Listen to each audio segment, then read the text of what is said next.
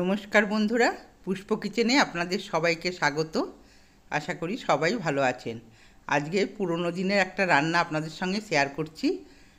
খুব ইজি, খুব সহজ পদ্ধতিতে করছি। বড়ি দিয়ে লাইয়ের ডাঁটার চচ্চড়ি। আপনারা দেখুন, আমার সাথে থাকুন। দেখুন, প্রথমে আমি বড়িগুলোকে তেলে ভেজে নেব। বড়ি ভাজা হয়ে গেছে, এবার তুলে নিচ্ছি। তেলেতে দিয়ে দিলাম কালো জিরে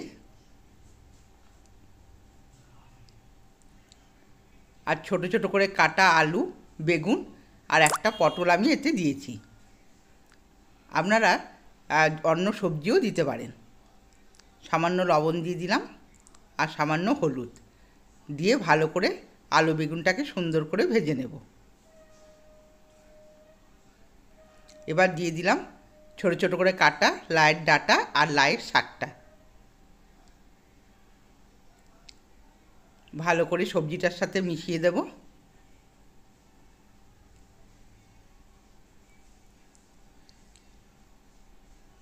এবার দিয়ে দেব কিছু চেরা কাঁচা লঙ্কা।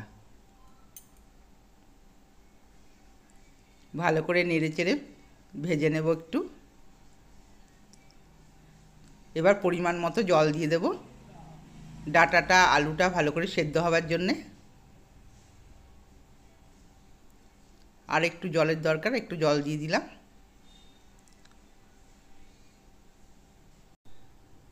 এবার বড়িগুলো দিয়ে দিলাম। বড়িগুলো দিয়ে ভালো করে নেড়ে চেড়ে ঢেকে দেবো একটু। আলুটা আর শাকটা ডাঁটাটা সেদ্ধ হওয়ার জন্য আমি পরিমাণ মতো জলটা এখানে ব্যবহার করেছি। এবার ঢেকে 10 মিনিট রেখে দেবো।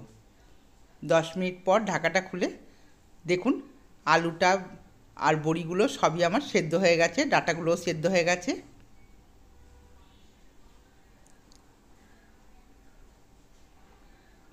এবার আরেকবার 2 মিনিটের জন্য ঢাকা দিয়ে দিলাম। জলটা শুকিয়ে এসছে।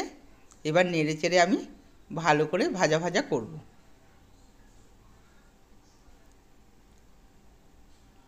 সামান্য চিনি দিয়ে দিলাম। এইসব ডাঁটার চচ্চড়িতে সামান্য চিনি একটু দিলে ভালো হয়। আর দিয়ে দিলাম ভাজা জিরের গুঁড়ো।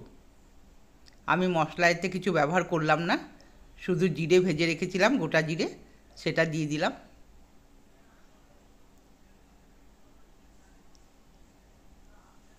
দেখুন আলুগুলো খুব সুন্দর সেদ্ধ হয়ে গেছে। এবার ভালো করে নেড়ে চেড়ে ভাজবো।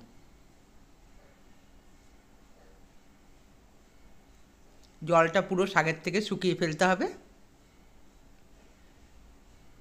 এবার হয়ে গেছে আমার লাউ ডাঁটার চচ্চড়ি। দেখুন সবটা আমি তুলে নিচ্ছি প্লেটে। আমার ভিডিওগুলো যদি ভালো লেগে থাকে সাবস্ক্রাইব করবেন, লাইক করবেন আর কমেন্টসে জানাবেন আপনাদের কেমন লাগলো। এই লাউ ডাঁটার চচ্চড়ি আমি খুব সহজ পদ্ধতিতে আপনাদের করে দেখালাম, আর খেতেও খুব টেস্টি হবে। আপনারাও বাড়িতে ট্রাই করে দেখবেন, খুব ভালো লাগবে।